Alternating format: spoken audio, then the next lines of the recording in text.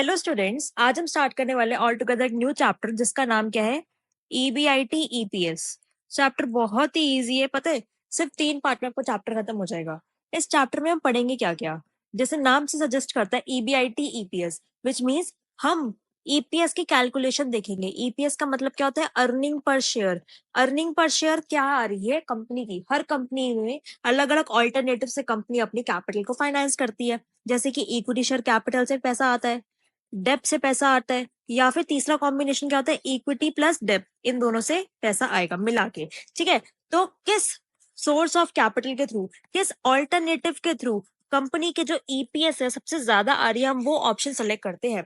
Company अगर equity में पैसा लगाएगी, डेप से पैसा लेगी, या फिर इक्विटी प्लस डेप, किसको किस सोर्स से? ये सारे ऑल्टरनेटिव है। कौन सा ऐसा ऑल्टरनेटिव है जिससे ईपीएस सबसे ज्यादा आएगी, हम वो सबसे पहले इसके अंदर स्टडी करेंगे। ठीक है, क्लियर है?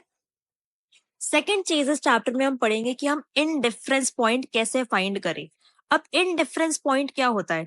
इन डिफरेंस पॉइंट एक ऐसा पॉइंट होता है जहां पर जो अर्निंग पर शेयर होती है ऑल्टरनेटिव 1 से, वो अर्निंग पर शेयर इक्वल होती है ऑल्टरनेटिव बी से। मतलब चाहे आप ये लो चाहे आप ये लो, मैं इनडिफरेंट हूं, मतलब मेरा दोनों में आंसर सेम है। मेरे अंदर कोई भी पर्सनल चॉइस नहीं, मेरा आंसर सेम रहेगा, मैं इनडिफरेंट हूं। चाहे ईपीएस ए पार्ट की, ए ऑल्टरनेटिव की, या ईपीएस बी पार्ट की, बी ऑल्टरनेटिव की, दोनों जब इक्वल हो जाती है तो मेरा इनडिफरेंस पॉइंट निकल कर आता है। ठीक है, और तीसरी चीज इस चैप्टर में मुझे क्या पढ़नी है? तीसरी चीज मुझे पढ़नी है फाइनेंशियल ब्रेक इवन पॉइंट। क्या? Financial break even point. ये वो पॉइंट है, इससे क्या पता चलेगा? इससे पता चलेगा कि कंपनी को रन करने के लिए एटलीस्ट बेयर मिनिमम कितना पैसा कमाना पड़ेगा, बेयर मिनिमम कितना पैसा कमाना पड़ेगा ताकि अपनी सारी कॉस्ट को कंपनी फुलफिल कर पाए। कंपनी की कौन सी कॉस्ट होती है बेटा? कंपनी की कॉस्ट होती है, एक तो कंपनी का इंटरेस्ट, जो कंपनी इंटरेस्ट पेमेंट करती है अपने डिबेंचर होल्डर्स को, और दूसरा कंपनी प्रेफरेंस डिविडेंड देती है, किसको? प्रेफरेंस शेयर होल्डर्स को। ये दो कंपनी के खर्चे जो कि कंपनी को बियर करने ही पड़ते हैं। तो वो मेरा फाइनेंशियल ब्रेक इवन पॉइंट का मैं कैलकुलेट करती हूँ कि कितना इंटरेस्ट और कितना प्रेफरेंस डिविडेंड कंपनी को देना है ताकि कंपनी ब्रेक इवन पे पहुंच जाए। कंपनी को इतना पैसा तो सिक्योर कर लेना चाहिए ताकि कंपनी जो है ब्रेक इवन पर पहुंच जाए। तो ये तीनों टॉपिक में मेरा चैप्टर पूरा कंक्लूड हो जाता है। क्लियर है? सबसे पहले क्या? ईपीएस की कैलकुलेशन, फिर इनडिफरेंस पॉइंट समझना है, और फिर ब्रेक इवन पॉइंट समझना है। ठीक है, ये मेरे चैप्टर का बर्ड आई व्यू है। सबसे पहले फर्स्ट ऑफ ऑल आ जाओ अर्निंग पर शेयर की कैलकुलेशन के ऊपर। ठीक है, अब देखो ईपीएस निकलता कैसे है। मैंने आपको एक चीज सिखा रखी थी, एक फॉर्मेट सिखा रखा था, उसी फॉर्मेट से डिराइव करने की कोशिश करते हैं। मैंने आपको क्या बताया था? सबसे पहले तो सेल्स आती है। सेल्स कैसे? आउटपुट, आप भी बोलते रहो साथ साथ, आउटपुट इनटू में नंबर ऑफ आउटपुट, जितनी भी आपकी यूनिट्स है, इनटू में सेलिंग प्राइस पर यूनिट। ठीक है, सेल आ गई। सेल में से आप माइनस करते थे अपनी वेरिएबल कॉस्ट, तो आता था आपका कॉन्ट्रीब्यूशन। राइट, ये आता था। कॉन्ट्रीब्यूशन से माइनस करती थी मैं फिक्स कॉस्ट, तो फिर क्या आता था? फिर आता था मेरा EBIT, earning before interest and tax. ठीक है, ईबीआईटी, जिसको मैं क्या कहती थी? मेरा ऑपरेटिंग प्रॉफिट है ये। क्लियर? ईबीआईटी के बाद उसमें से माइनस करती थी मैं इंटरेस्ट के पेमेंट, तो मेरा आता था अर्निंग बिफोर टैक्स। उसमें से माइनस करती थी मैं टैक्स की परसेंटेज, तो आता था मेरा अर्निंग आफ्टर टैक्स। क्लियर है? अर्निंग आफ्टर टैक्स में से मैं लेस करती थी मेरा प्रेफरेंस का डिविडेंड। यहां तक तो क्लियर है, हमने सीख रखा सब कुछ। प्रेफरेंस डिविडेंड माइनस करने के बाद मेरे पास आता था earning available for equity share holder. ठीक है, या फिर अर्निंग फॉर इक्विटी। इसको मैं डिवाइड करती थी नंबर ऑफ इक्विटी शेयर से, याद है? इसको मैं डिवाइड करती थी नंबर ऑफ इक्विटी शेयर से, तो मेरी अर्निंग पर शेयर निकल कर आती थी। सिंपल सी चीज, मैंने आपको ये समझा रखा था। जिस बच्चे को ये आता है उसको ईपीएस में दिक्कत नहीं होगी, जिस बच्चे को ये पता है कि इस फ्लो के थ्रू मैं अपनी ईपीएस निकालती हूँ उसको दिक्कत नहीं होगी। अच्छा चलो, एक चीज एडिशन करवाती हूँ। आपके पास ईपीएस आ गई। ईपीएस को जब आप मल्टीप्लाई करोगे पीई रेशो से, पीई रेशो का मतलब क्या है? Price earning ratio. Price earning ratio, जब आप पी रेशो से उसको मल्टीप्लाई करोगे तो आपके पास निकल कर आएगी MPS, that is market price पर शेयर। एमपीएस क्या होता है? मेरा मार्केट प्राइस पर शेयर। हर शेयर का आज के टाइम पे मार्केट प्राइस क्या है, वो मेरा एमपीएस निकल कर आता है। कैसे निकल कर आएगा? EPS multiply by PE ratio. ठीक है, जो मेरे नंबर ऑफ इक्विटी शेयर्स है, याद रखो, जो मेरे नंबर ऑफ इक्विटी शेयर्स है, इसके अंदर मैं एग्जिस्टिंग शेयर्स जो कि पहले ऑलरेडी इशू है, पहले से ही इशू है, प्लस न्यू शेयर्स दोनों कंसीडर करूंगी जो अब इशू कर रहे हैं।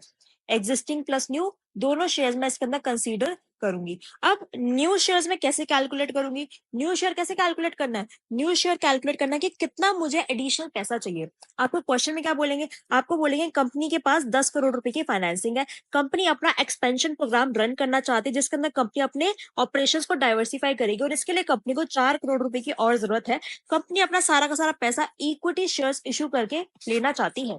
ठीक है, तो बेसिकली 4 करोड़ रुपए क्या आ गई? ये अमाउंट जो कि आपको चाहिए, that is the amount of fund which you required. ठीक है, अब एक शेयर का प्राइस, इक्विटी शेयर का एक शेयर का प्राइस कितना है? 10 रुपीज। तो आपकी कितनी हो जाएगी, कितने number of shares, new shares आपको इशू करने पड़ेंगे, which is equal to 4 crore divide by 10 rupees, which comes equal to 40 lakh equity shares आपको इशू करने पड़ेंगे। अब थिंक ऑफ अ सिनेरियो, आपका जो शेयर प्राइस है 10 रुपीज ही है, बट आप उसको प्रीमियम पे इशू कर रहे हो। किस पे इशू कर रहे हो? प्रीमियम पे इशू कर रहे हो। प्रीमियम कितना? 10 रुपीज का। तो अब शेयर जो है वो कितने का बिकेगा? 20 रुपीज का बिकेगा, जिसमें 10 रुपीज तो उसकी फेस वैल्यू और 10 रुपीज उसकी प्रीमियम की अमाउंट है। तो अब मुझे कितने नंबर ऑफ शेयर्स इशू करने हैं? मुझे 4 करोड़ की कैपिटल है, डिवाइड बाय 20 रुपीज करूंगी मैं इसको। ठीक है, तो अब मुझे कितने शेयर्स इशू करने हैं? अब मुझे सिर्फ 20 लाख इक्विटी शेयर्स को इशू करना है। क्लियर? तो यहीं से मेरा फॉर्मूला डिराइव होता है कि न्यू इक्विटी शेयर्स मैं कैसे निकालूंगी। वो इसका फॉर्मूला होता है additional funds raise through equity. कितना फंड मैंने इक्विटी के थ्रू रेज किया? Additional funds raise through equity. Equity के थ्रू मैंने कितना एडिशनल फंड रेज किया है, डिवाइड बाय नेट प्रोसीड्स। किससे डिवाइड करना है? फेस वैल्यू से नहीं, नेट प्रोसीड से। एक इक्विटी शेयर की क्या नेट प्रोसीड्स है। सिमिलरली हमेशा इसके अंदर अगर आपको याद करना तो आप क्या याद कर लो, इसके अंदर दिमाग में रखना हमेशा, मुझे शेयर की फेस वैल्यू प्लस प्रीमियम से डिवाइड करना है। डिस्काउंट पे तो शेयर कभी इशू होता ही नहीं है, तो डिस्काउंट में माइनस करूंगी ही नहीं। याद है ना, कंपनी लॉ में पढ़ा था, डिस्काउंट पे कभी भी शेयर इशू नहीं होता। ठीक है, तो फेस वैल्यू प्लस प्रीमियम। हो सकता है क्वेश्चन में फेस वैल्यू गिवन हो, प्रीमियम ना हो, तो हम डिवाइड कर देंगे फेस वैल्यू से। फेस वैल्यू भी हो, प्रीमियम भी हो, तो टोटल से हम डिवाइड कर देंगे, which is called net proceeds. Clear है? यहाँ तक क्लियर है? अच्छा, इसके अंदर एक चीज आपकी माइनस हो सकती है, बहुत बहुत रेयर केसेस में आपको दिखेगी, विच इज इशू एक्सपेंसेस। मान लो कोई भी फ्लोटेशन कॉस्ट है, इशू के कोई भी खर्चे हैं, अगर क्वेश्चन में वैसे तो गिवन नहीं होती 99%, इनकेस 1% दे दिया तो इशू एक्सपेंसेस का माइनस करोगे। क्या डिस्काउंट माइनस होगा? नहीं, डिस्काउंट क्यों नहीं होगा? बिकॉज शेयर कभी भी आप डिस्काउंट पे इशू नहीं कर सकते हो। इशू एक्सपेंसेस क्या? Flotation cost. शेयर को इशू करते टाइम मुझे इतनी कॉस्ट बियर करनी पड़ी, तो उतने से मेरा पैसा कम हो जाएगा। ठीक है ना? चलो, ये सारी बातें आपको याद है? ये सारी बातें अगर आपको पता है तो हम आगे बढ़ते हैं। ये सारी बातें अगर आपको पता है तो हम आगे बढ़ते हैं, और आगे बढ़ के मैं आपको क्या दिखाऊंगी? मैं आपको सिखाऊंगी statement of earning per share. Statement of earning per share. ठीक है, statement of earning per share में सबसे पहले आपको यहाँ पे लिखना है पर्टिकुलर्स। क्या लिखना है? पर्टिकुलर्स। यहाँ पे आपको लिखना ऑल्टरनेटिव्स। आपको क्वेश्चन के अंदर काफी सारे ऑल्टरनेटिव्स गिवन है, और ऑल्टरनेटिव्स आपके हमेशा किस तरीके से बनेंगे? 3 तरीके से बनेंगे। 3 तरीके कौन से? 100% इक्विटी फाइनेंस्ड है, 100% इक्विटी।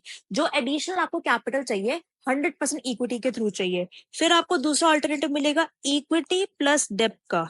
इक्विटी भी है उसके अंदर, डेब्ट भी है, कोई भी रेशियो हो सकती है, 50-50, 60-40, कुछ भी हो सकता है। और लास्ट आपका ऑल्टरनेटिव बनेगा इक्विटी प्लस प्रेफरेंस का। इक्विटी प्लस प्रेफरेंस का। सारे क्वेश्चंस के अंदर आपके साथ यही होगा, इक्विटी, इक्विटी प्लस डेब्ट and equity plus preference. Clear है? इक्विटी, इक्विटी प्लस डेब्ट, इक्विटी प्लस प्रेफरेंस। ठीक है? ठीक है, चलो, अब बनेगा कैसे? सबसे पहले मैं डायरेक्टली उठाती हूँ ईबीआईटी से। इससे पहले का जितना भी था, क्या था इससे पहले का मैम? सेल्स था, variable cost, contribution, fix cost, EBIT. ये सारा तो क्या होगा? हमेशा सेम रहेगा हर केस के अंदर। तो मान लो अगर आपको डायरेक्टली ईबीआईटी दे दिया तो वेल एंड गुड, ऊपर का आपको सेलिंग प्राइस दे रखे, वेरिएबल कॉस्ट दे रखी है, तो बिल्कुल सेम आपको यहाँ पे मेंशन कर देना है और ईबीआईटी पे आ जाओ, बिकॉज सारे चेंजेस आपके ईबीआईटी से स्टार्ट होंगे। ठीक है, चलो, सबसे पहले आपको ईबीआईटी लिखना है। तीनों केसेस के अंदर ईबीआईटी आपका क्या होगा? ठीक है, ईबीआईटी के बाद हम क्या करते थे? माइनस करते थे इंटरेस्ट। माइनस क्या करते थे? इंटरेस्ट। अब एक बात बताओ, क्या इधर इंटरेस्ट माइनस होगा? नहीं, क्योंकि पूरी की पूरी वो इक्विटी फाइनेंस्ड है। इधर इधर इक्विटी के साथ डिवेंचर्स और आ गए हैं, और क्या इधर इंटरेस्ट माइनस होगा? नहीं मैम, बिकॉज इक्विटी और प्रेफरेंस ही है इसके अंदर, सिर्फ प्रेफरेंस और इक्विटी है, डिवेंचर्स नहीं है, तो इसलिए इंटरेस्ट माइनस नहीं होगा। क्लियर हो गया? चलो, इसके बाद क्या आएगा मेरा, बताओ। अर्निंग बिफोर टैक्स, तीनों में आ जाएगा मेरा अर्निंग बिफोर टैक्स। इसमें से माइनस करूंगी मैं टैक्स को, जो भी टैक्स की परसेंटेज होगी तीनों में से माइनस होएगा, तीनों से मेरा टैक्स माइनस होएगा, तो मेरे पास क्या आ जाएगा, बताओ। मेरे पास क्या आ जाएगा, अर्निंग आफ्टर टैक्स। ठीक है, मेरे पास क्या आ जाएगा, अर्निंग आफ्टर टैक्स। मेरी अर्निंग आफ्टर टैक्स के बाद क्या करती थी मैं माइनस, मैं करती थी लेस, क्या, प्रेफरेंस का डिविडेंड। क्या लेस करती थी, प्रेफरेंस डिविडेंड। क्या बताओ, फर्स्ट ऑल्टरनेटिव में प्रेफरेंस डिविडेंड माइनस होगा? नहीं, because it is 100% equity finance. क्या इसमें होगा? नहीं, बिकॉज ये इक्विटी प्लस डेट है। क्या इसमें होगा? यस मैम, इसमें मैं प्रेफरेंस डिविडेंड माइनस करूंगी इस वाले ऑल्टरनेटिव के अंदर। ठीक है, क्लियर हो गया? फिर उसके बाद प्रेफरेंस डिविडेंड माइनस करने के बाद मेरे पास क्या आ जाएगा, earning available for equity, EAE, that is earning for equity. ठीक है, अर्निंग अवेलेबल फॉर इक्विटी, तीनों में मेरी अमाउंट्स मेंशन हो जाएगी यहाँ पे। क्लियर है? फिर मैं इसको डिवाइड करूंगी नंबर ऑफ इक्विटी शेयर्स से। किससे? नंबर ऑफ इक्विटी शेयर्स से मैं क्या करूंगी, इसको डिवाइड करूंगी। ठीक है, नंबर ऑफ इक्विटी शेयर से मैं इसको क्या करूंगी, डिवाइड करूंगी। तो फिर मेरे पास क्या आ जाएगा, मेरे पास आ जाएगा अर्निंग पर शेयर। मेरे पास क्या निकल कर आ जाएगा, मेरे पास आ जाएगा EPS, that is earning per share निकल कर आ जाएगा। तो बेसिकली देखो चेंजेस कहाँ कहाँ पर हुए। यहाँ पे 100% इक्विटी में मेरी सिर्फ इंटरेस्ट जो हुआ वो इक्विटी प्लस डेब्ट के केस के अंदर मैंने लेस किया है। सेकंड, प्रेफरेंस डिविडेंड जो है मैंने सिर्फ इक्विटी प्लस प्रेफरेंस वाले के अंदर लेस किया, बाकी सब में कोई भी चेंजेस नहीं है। और यहाँ पे जहाँ पे 100 divide by number of equity shares हम कर रहे हैं, जहाँ पे 100% इक्विटी फाइनेंस है, तो ध्यान से देखना कितने नंबर ऑफ इक्विटी शेयर्स होंगे। ये चीज हमेशा हमेशा ध्यान से चेक करना, because existing shares plus new shares का आपको इस तरह ध्यान रखना है। क्लियर है? एग्जिस्टिंग शेयर्स और न्यू शेयर्स का आपको यहाँ पर ध्यान रखना है, और आपकी EPS कैलकुलेट हो जाएगी। अगेन अगर आपको क्या करना है, MPS कैलकुलेट करनी है, तो इसकी MPS भी कैलकुलेट हो जाएगी। कैसे? EPS इंटू में price earning ratio, EPS into में प्राइस अर्निंग रेशो। सिंपल सी चीज है, जिस बच्चे को ये फॉर्मेट क्लियर है उस बच्चे को EPS EBIT के क्वेश्चन के अंदर कोई भी दिक्कत नहीं होगी। ठीक है, चलो साथ साथ में मैं आपको दोनों चीजें और भी करा देती हूँ, बहुत सिंपल सी चीज है। सेकेंड पॉइंट क्या था मेरा, in difference point. Second part क्या था मेरा चैप्टर का, इन डिफरेंस पॉइंट। फिर हम नेक्स्ट क्वेश्चन की तरफ चलेंगे।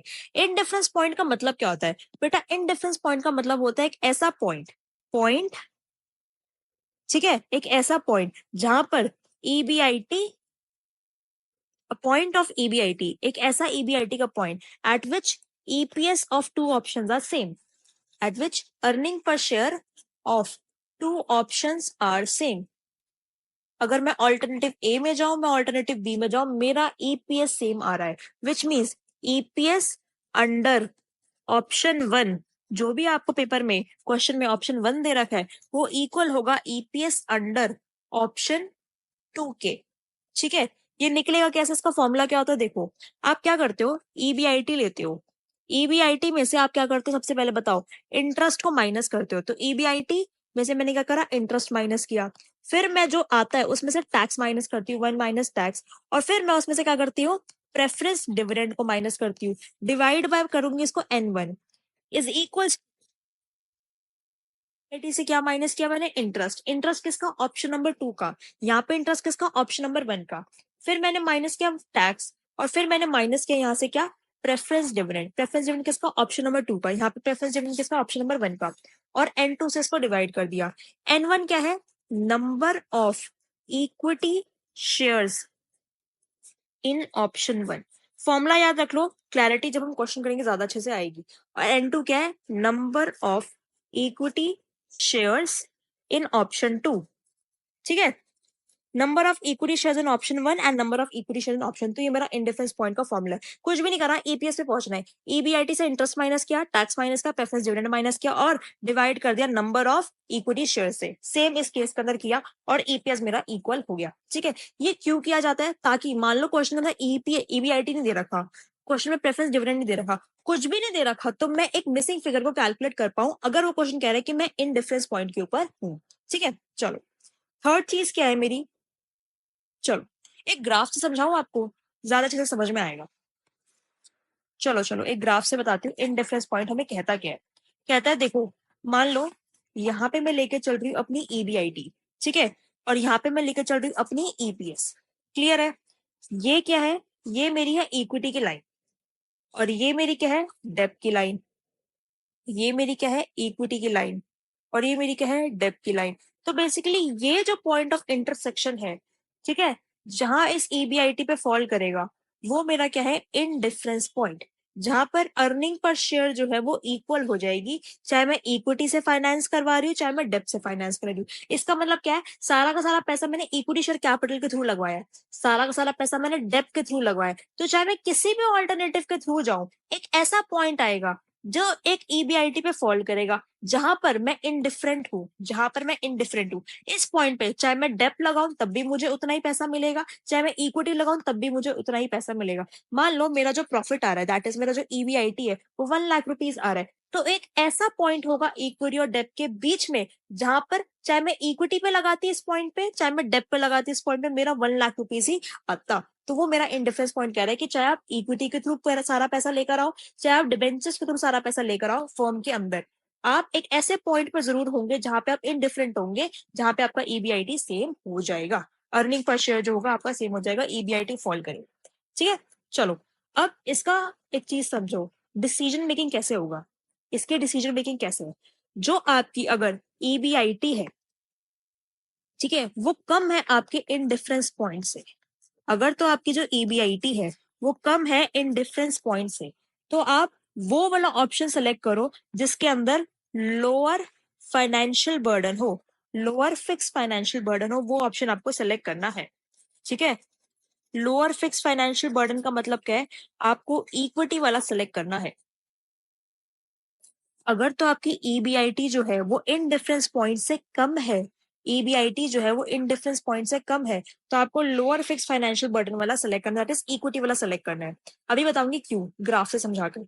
अगर तो आपकी ईबीआईटी जो है वो इक्वल है आपके इन डिफरेंस पॉइंट के, ईबीआईटी जो है मेरी इन डिफरेंस पॉइंट के इक्वल है, तो आप कोई भी सिलेक्ट कर लो। ठीक है, सिलेक्ट एनी, चाहे इक्विटी कर लो चाहे डेप कर लो, कोई भी दिक्कत नहीं है। और लास्ट, अगर जो आपकी ईबीआईटी है वो ज्यादा है आपके इंडिफरेंस पॉइंट से, अगर तो मेरी ईबीआईटी जो है वो ज्यादा आ रही है इंडिफरेंस पॉइंट से, तब मैं सेलेक्ट करूंगी वो ऑप्शन जिसके अंदर हायर फिक्स्ड फाइनेंशियल बर्डन हो, हायर फिक्स्ड फाइनेंशियल बर्डन हो। फिक्स फाइनेंशियल बर्डन का मतलब क्या है, हर बार वो पेमेंट करनी पड़ेगी, दैट इज डेप्थ वाला पार्ट आप सेलेक्ट करो। अब समझो, इससे इस ग्राफ से समझो क्या हुआ।